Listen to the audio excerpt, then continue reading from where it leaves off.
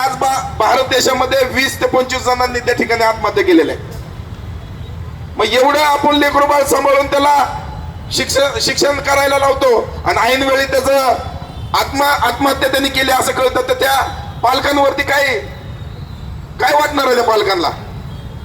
त्यामुळे हे paper leak जे होतात ते सरकारच्या माध्यमातूनच होतात, कारण सरकारची जबाबदारी आहे ही पेपर फुटी झाली नाही पाहिजे. जबाबदार कोण आहे? पेपर काढताय कोण? परीक्षा घेणार आहे कोण? त्याला जबाबदार कोण आहे? तर हे सरकारच आहे ना. शिक्षण मंत्री जबाबदार आहे ना. शिक्षण मंत्र्यांना जर नीट आई घातली तर कशाला पेपर फुटतील? फुटणारच नाहीत ना पेपर. त्यासाठी त्या दिल्ली येथे जे जंतर मंतरवरती जे कॉक्रोच जनता पार्टीचं आंदोलन चालू आहे, त्या आंदोलनामध्ये त्यांनी संविधानिक मार्गाने आंदोलन केलेलं आहे. त्यांच्यावरती एवढा लाठीचार्ज केलेला आहे, त्यांना एवढं मारहाण केलेलं आहे, महिलांना मारलेलं आहे, युवकांना मारलेलं आहे, सर्वांना मारलेलं आहे, रक्त बांबाळ केलेलं आहे त्या पोरांना. युवक आहेत ते, विद्यार्थी आहेत ते, का आतंकवादी आहेत का? जो कोणी या देशामध्ये आवाज उठवण्याचा प्रयत्न करतोय त्याला आतंकवादी घोषित करतात, त्यांना नक्षलवादी घोषित करतात. ते खोत, ते कोण? ते खोत सदाभाऊ खोत. आता तो आंदोलन करूनच ते सत्तेत गेलाय आणि तो आता आंदोलकांना म्हणतोय ते आतंकवादी आहेत. काय म्हणतोय? आंदोलकांना आतंकवादी आहे म्हणतोय. तू भाडखाव आहे, तू दलाल आहे. आम्ही पण म्हणतो ना, तू दलाल आहे बीजेपीचा, त्यामुळे आज तू आंदोलकांना आतंकवादी म्हणतोय. मूर्खा, तू पण त्या आंदोलनात आंदोलन करूनच वरती गेलेला आहे, असं थोडी वरती गेलेला आहे. मग तू पण आतंकवादीच पाहिजे ना. तू कुठनं शाहरुख झाला? तू कुठनं देशभक्त झाला? बरं, आम्ही काय चुकीच्या मागण्या करतोय काय? पेपर लीक करू नका म्हणतोय आम्ही, विद्यार्थ्यांना शिकू द्या म्हणतोय आम्ही. तो सायंटिस्ट तिथं 21 दिवस उपोषण करतोय.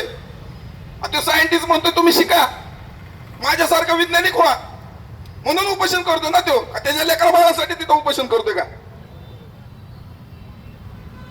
एवढं असताना देखील इथलं सरकार त्या आंदोलनाकडे लक्ष देत नाही. अरे इंग्रजांनी पण दखल घेतलेलं आहे आपल्या लोकांचे आंदोलन केलं, घेतली का नाही? अरे इंग्रज पण दखल घेत होत. इंग्रजांपेक्षा बेकार आवलं तिचे लोक आज सरकारमध्ये बसले. इंग्रजांपेक्षा बेकार. आज 25 ते 30 दिवस झाला आंदोलन चालू आहे आणि हे सरकार विचारत पण नाही तुम्ही का बसलाय, का बसलाय तुम्ही, तुमच्या मागण्या काय आहेत? पण चुकीच्या मागण्या केल्या असत्या तर ठीक आहे की चुकीच्या मागण्या करताय म्हणून. अरे पण आमच्या नाव शिक्षणाच्या बाबतीतल्या मागण्या आहेत, पोरं आत्महत्या करतात त्याची मागणी आहे. पण चुकीची मागणी असते तर आम्ही समर्थन पण केलं नसतं. इथं तरी पण एवढ्या संविधानिक मार्गाने, शांततेच्या मार्गाने त्या ठिकाणी आंदोलन करून देखील इथलं सरकार इथल्या पोलिसांना पुढं करून त्या ठिकाणी त्यांच्या नेम प्लेट लावल्या जात नाहीत.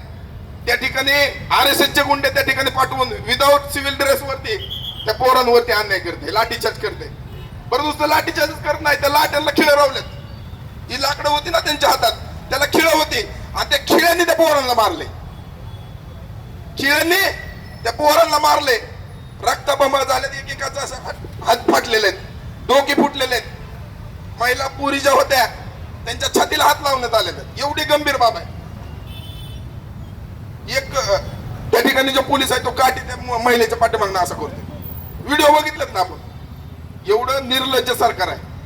आणि या सरकारच्या माध्यमातून जी कोणी ती त्या ठिकाणी पोलिसांनी ही जे कृत्य केलेलं आहे, जे महिलांना छेडछाड केलेलं आहे, त्यांचा मी जाहीर निषेध करतोय. मित्रांनो, जागृत राहणं गरजेचं आहे. या ठिकाणी असणारी व्यवस्था या भाजप सरकारने सगळे बरबाद करून टाकलेले आहे. आजचे दिन म्हणून बुरेदून आपल्यावरती आणून टाकलेले आहेत. आज पेट्रोलची अवस्था काय? पेट्रोल किती होतं पहिलं? 60 रुपये. आज किती आहे? 110 रुपये. बरं, 110 रुपये असताना देखील ते प्युअर पेट्रोल देत नाही, इथेनॉल मिक्स करते. त्यात इथेनॉल मिक्स करते आणि ती 110 रुपयाला आता पेट्रोल गेले. आणि प्युअर पेट्रोल 168 रुपयाला झाले.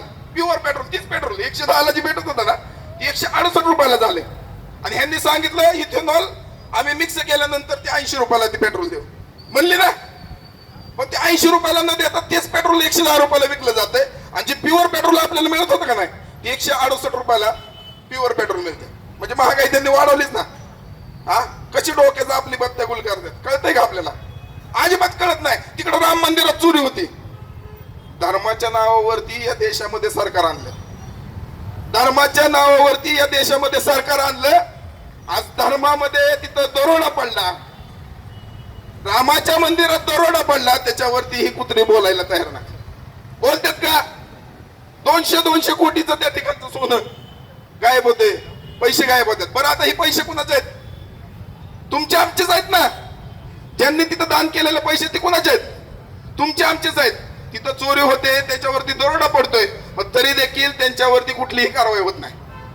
मग याला जबाबदार कोण आहे? तिथं ट्रस्टवरती कोणी माणसं बसवलेत? भाजप सरकारने माणसं बसवलेत ना.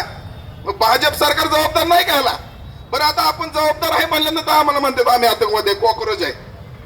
या व्यवस्थेला प्रश्न विचारणारे लोक कॉक्रोच आहेत. तो न्यायाधीश म्हणला कॉक्रोच आहे. हाय आम्ही कॉक्रोच, हाय आम्ही आतंकवादी, हाय आम्ही नक्षलवादी, काय तुम्हाला म्हणायचं ते म्हणा. आम्ही प्रश्न विचारत राहणार. जोपर्यंत या देशामध्ये भारतीय संविधान आहे तोपर्यंत आम्ही प्रश्न विचारत राहणार. कारण आमच्या पूर्वजांनी देखील या देशामध्ये भारतीय संविधान नव्हतं स्वातंत्र्याच्या आधी, त्यावेळेस देखील या देशामधल्या नागरिकांनी बंड केलेला आणि इथल्या इंग्रजांना हाकलून लावलेला आहे. आता तर भारतीय संविधान आहे. तुम्हाला पण हाकलून द्यायला वेळ लागणार नाही. तुम्हाला पण हाकलून देऊ. तुम्हाला असं वाटतंय की आमच्याकडे सरकार आहे म्हणजे आम्ही तुमचं मालक झालोय, तुम्हाला आम्ही मालक होऊ देणार नाही. तुमची पण हकालपट्टी 5 वर्षांनी होणारच आहे. तुम्ही काय कायमस्वरूपीसाठी इथं आलेलं नाही. तुम्हाला पण हाकलणारच आहे. काय अन्याय करायचंय ते करा. एक दिवस या देशातील नागरिक जागृत होणार आहे आणि तुम्हाला देखील या ठिकाणावरून हाकलून लावणार आहे. एवढं मला तुम्हाला सांगायचं. बाद झालं आता तुमचं लायसन केलं, सगळं महागाई, बेरोजगारी सगळं सगळं करून बसलाय तुम्ही. जरा आम्ही काय बोलायला लागलो की लगे म्हणते ती आधार कार्डला पॅन कार्ड लिंक करा, बँकेला आधार कार्ड लिंक करा. आता SRA काय काढले, परत फॉर्म भरा. नाव चुकलं असेल, काय झालं असेल तर परत फॉर्म भरा. आता त्या फॉर्मच्या माध्यमातून देखील काय होणार आहे माहिती का? तुमची नावं कमी करण्यात येणार आहेत. दलित मुस्लिम तर टार्गेटच आहेत, तुम्हाला तर कमीच करणार आहेत. त्यामुळे SRAचे फॉर्म भरा बाबा. आता काय त्यांनी केली प्रोसेस तर करावीच लागणार आहे. ती पहिले फॉर्म भरा, कारण तुमचे मतदान देखील कमी करायचं काम करणार आहेत ती. तुम्हाला चांगलं काहीतरी करायला तुम्हाला ती प्रोत्साहन देत नाहीत. तुम्हाला गुंतवून ठेवतात नुसतं. ही करा, ती करा, ती करा, ही करा, ही करा, ती करा, नुसतं तेवढंच करा. ही इकडे घालतात आहे मग त्यांची बरोबर कशी घालायची तशी. त्यामुळे तुम्हाला माझी विनंती आहे, कुठंतरी जागृत व्हा. तुमच्या लेकरा बाळांच्या भवितव्यासाठी जागृत व्हा. आज किती दिवस तुम्ही पण अन्याय सहन करणार आहे? या स्वतंत्र देशामध्ये आपण राहतोय. या देशामध्ये भारतीय संविधान आहे. संविधानाने तुम्हाला बोलण्याचा अधिकार दिलेला आहे. बोलत राहावा. ज्याला बोलता येत नाही त्यांनी लिहित राहावा. ज्यांना लिहिता येत नाही त्यांनी प्रोत्साहन द्या. जो कोण आवाज उठवत असेल त्याला तरी प्रोत्साहन द्या. निदान त्याची व्हिडिओ तरी शेअर करा. काहीतरी करायला शिका. किती दिवस गप्प बसणार आहे? किती सहन करणार आहेत? जेवढं सरकार करताय तेवढं आपण सहन करतोय. कधीतरी आवाज उठवा. आवाज उठवल्यानंतर या देशामध्ये स्वातंत्र्य आपल्याला मिळालंय. ह्या बीजेपीला स्वातंत्र्य, बीजेपी पासून जर आपल्याला स्वातंत्र्य पाहिजे असेल तर ह्यांना सत्तेतून बाहेर खेचावं लागणार आहे. कारण लय अन्याय केलेला आहे. बऱ्याच गोष्टी बदललेल्या आहेत. अनेक कायद्यांमध्ये बदल केलेला आहे. काल जो कॉक्रोच बांधलेला न्यायाधीश आहे का नाही, तो न्यायाधीश काय म्हणतो माहिती आहे? कालच्या सुनावणीवरती एकाने याचिका दाखल केली. तो म्हणतो मला व्हिडिओ बघायला टायमिंग नाही. अरे तुम्ही आम्हाला मारताय, हाणताय, त्याचे व्हिडिओ आम्ही काढतोय. आता व्हिडिओ तो न्यायाधीशासमोर ठेवतोय, तो ते न्यायाधीश म्हणतोय आम्हाला हे बघायला वेळ नाही. कसली व्यवस्था केली यांनी? एवढी बेकार व्यवस्था या देशाची करून ठेवलेली आहे.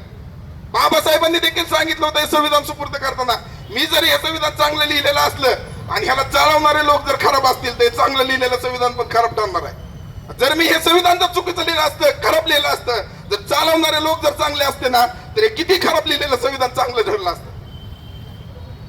त्यामुळे हे जितकं चांगलं लिहिलेलं संविधान आहे ते संविधान चालवणारे लोक आज आपण खराब बसवलेले आहेत तिथं. आणि म्हणून आपल्याला या गोष्टीला सर्वांना सामोरे जावं लागतंय. कुठंतरी ह्याचा विचार करा. कुठंतरी अन्याय आपले होतोय, कधीतरी ठरवा की बाबा आपले अन्याय होतोय. कधीतरी बंड करायला शिका. या देशामध्ये जी महापुरुष होऊन गेलेले आहेत ना त्यांनी काय असंच बलिदान दिलेलं नाही. अन्याय अत्याचाराच्या विरोधामध्ये त्यांनी आवाज उठवलेला आहे, गप बसलेला नाही. जर गप बसले असते तर आपल्याला स्वातंत्र्य मिळालं असतं का? मिळालं नसतं आज स्वातंत्र्य. त्यामुळे आवाज उठवायला शिका आणि या देशामधलं हे मोदी सरकार हटवण्यासाठी सर्वांना प्रयत्न करायचे. आज एका माणसाने जरी 10 माणसाला सांगितलं ना हे मोदी सरकार अन्याय करते त्याला हटवायचे, तर या देशामध्ये परिवर्तन झाल्याशिवाय राहणार नाही. एवढं ध्यानात ठेवा.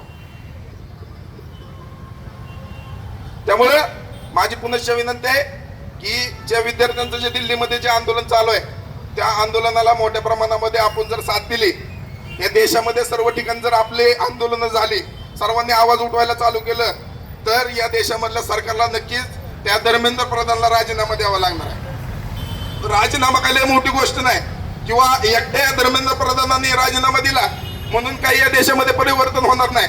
परंतु त्यांना पण सबक मिळला पाहिजे की आपण चुकतोय म्हणल्यानंतर आपला राजीनामा देखील घेतात लोक, आपला राजीनामा देखील मागतात लोक. त्यामुळे त्याचा राजीनामा होणं गरजेचं आहे. त्यामुळे माझी पुनश्च तुम्हाला विनंती आहे की कुठंतरी बोला, गप्प बसू नका.